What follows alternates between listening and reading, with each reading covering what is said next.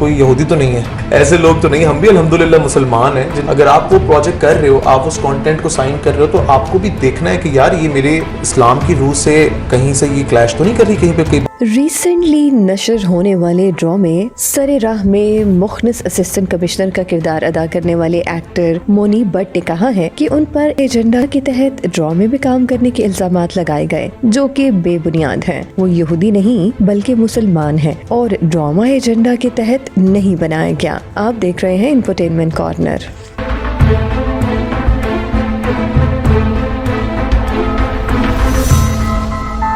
ناظرین، recently interview میں منیب but نے بات کرتے ہوئے پہلی بار سر راہ پر کی جانے والی تنقید پر بات کی اور ساتھ ہی انہوں نے نام لیے بغیر ڈیزائنر ماریا بی کو بھی جواب دیا. منیب بٹ نے ماریا بی کا نام لیے بغیر ان کے بیان پر اظہار افسوس کیا اور کہا کہ انہیں ان کا بیان سن کر دکھ ہوا کیونکہ انہوں نے کہا تھا کہ اداکاروں نے خود کو بیچ ڈالا اور انہوں نے الزام لگایا کہ سر راہ کو ایجنڈا کے تحت بنایا گیا. منیب کے مطابق پہلے تو ڈرامے کو کسی ایجنڈا کے تحت نہیں بنایا گیا اور دوسری بات یہ وہ بھی یہودی نہیں بلکہ مسلمان ہیں اور انہیں معلوم ہے کہ کون سی باتیں یا کون سی چیزیں خلاف اسلام ہوتی ہیں. منیب بٹ کے مطابق لوگوں نے ڈرامے کا پس منظر سمجھے بغیر ان پر الزام لگانا شروع کیے اور ڈیزائنر کی بات انتہائی خطرناک تھی کہ ڈرامے کو ایجنڈا کے تحت بنایا گیا. ہم کوئی یہودی تو نہیں ہے یا ہم کوئی ایسے لوگ تو نہیں, ہم بھی الحمدللہ مسلمان ہیں, جنہوں نے لکھا ہے وہ بھی مسلمان ہیں. ہم لوگ بہت جلدی دوسروں کو جو ہے نا وہ ایجنڈا کے تحت ہیں اور یہ ہم سرٹیفکیٹ بانٹنا شروع ہو جاتے ہیں کہ بھائی ہم ہی ہیں جن کو پتہ ہے کہ یہ صحیح ہے اور باقی سارے جو ہیں وہ دوسرے غلط ہیں. الحمدللہ ہم بھی مسلمان ہیں.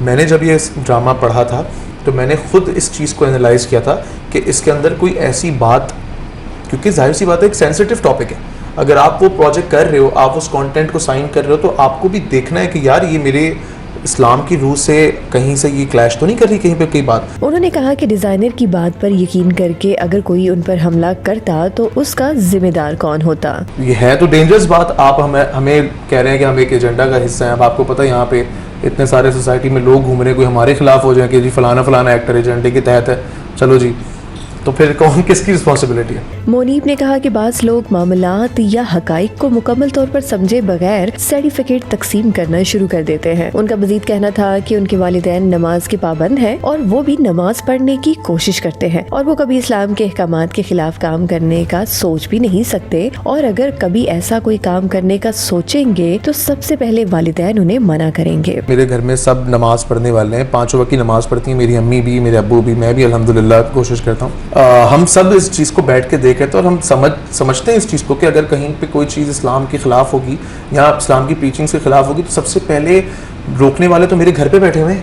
منیب کے مطابق ڈرامہ سر راہ کے ایک سین پر سب سے زیادہ تنازع ہوا جس میں والد اپنے بچوں کو سمجھانے کی کوشش کر رہا ہوتا ہے کہ بیٹا آپ کا دل چاہے گا امی کی طرح بھی آپ کا بھی ریڈیو کا بھی آپ کا دل چاہے گا, اس کا کانٹیکسٹ دیکھیں.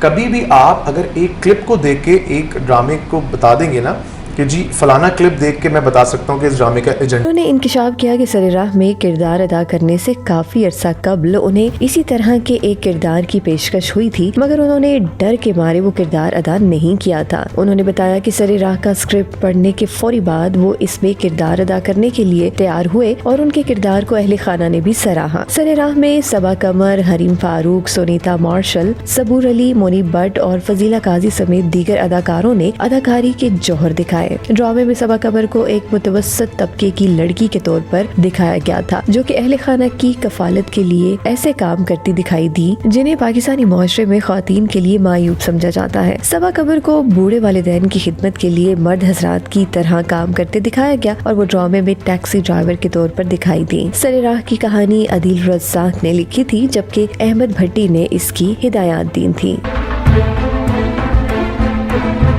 مزید ویڈیوز کے لیے جڑے رہیے انفوٹینمنٹ کارنر کے سنگ.